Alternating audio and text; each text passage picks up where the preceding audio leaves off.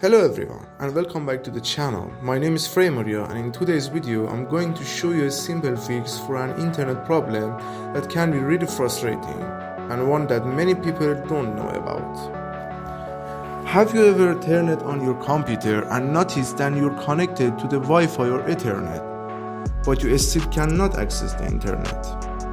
In many cases, the cause is actually related to a VPN or proxy service.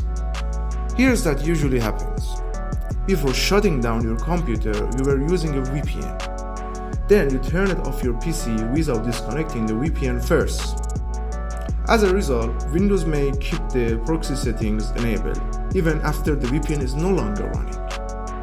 When you start the computer again, the VPN isn't connected anymore, but the proxy settings are still active. Because of that, your internet connection may stop working.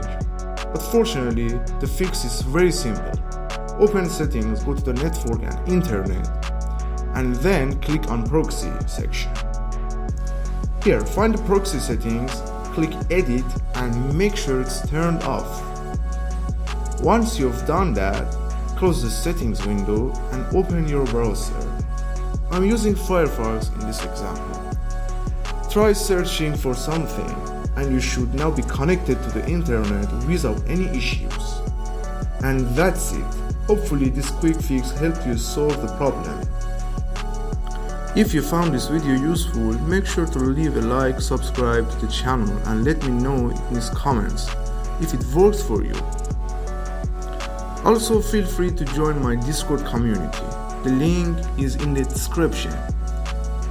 Thanks for watching my video, and I'll see you in the next video. See you around.